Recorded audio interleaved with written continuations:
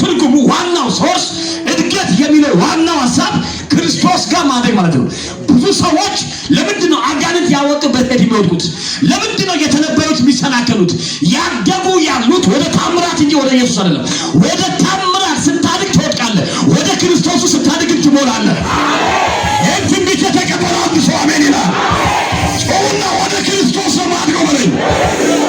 የኔ እድገት በሉት እስኪ ወደ ኢየሱስ ነው በሉት።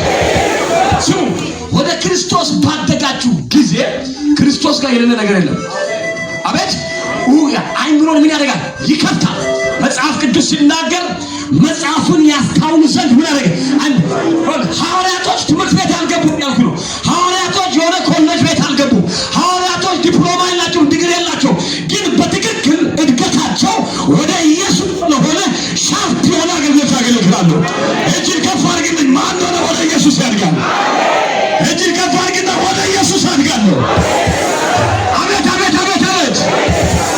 ዛሬ በሉት እስኪ የኔ እድገት በሉት ወደ ኢየሱስ ነው። አሜን ለሚል 11 ሰው ይሆን ይችላል። እስቲ ልበል እድገት እድገት አጠገባቸው እድገት በሉት ነውጥን ይዞ ይመጣል። እድገት በሉት ስድብን ይዞ ይመጣል። እድገት በሉት ነቀፋ ይዞ ይመጣል። ልጨምርላችሁ መሳፍንት 11 ላይ ዮፍታሔ የሚባል ሰውዬ ሽባ ሆኖ የሚቀር ይመስላችኋል? ማይለወጥ ይመስላችኋል? ዮፍታሔ የሚባል ሰውዬ ሁል ጊዜ ባሪያ ሆኖ እንደሚኖር መስሏቸው ዮፍታሔ እንደ ባሪያ አድርገው አስቀምጦ ያሉ የሆነ ሰዓት ላይ ዮፍታሔ ቀስ ያለ ማደግ ጀመረ። ቀስ ያለ ማደግ፣ ያልጀመረውን መጀመር፣ ያልሞከረው መሞከር ሲጀምር ዋው ይሄ ልጅ ያደገ ስለሆነ ነገ በእኛ ላይ ተጽዕኖ ያደርጋልና እናባረው አሉት። መልእክት አለኝ።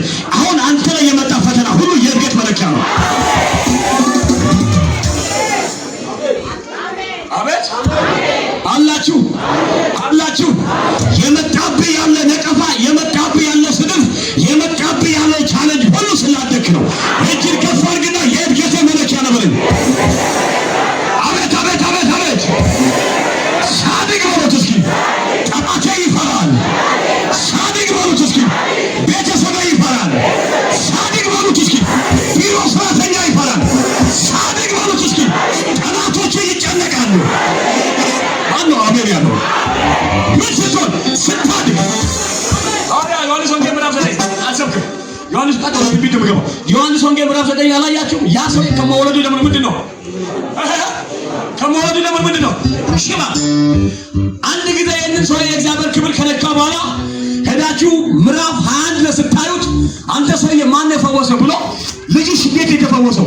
ልጅሽ እንዴት የተቀየረው? ቶሎ ትላንትና ልጄ ጎደሎ ነው፣ አሁን ሙሉ ሰው ስለሆነ ለማን ነው ማወራው?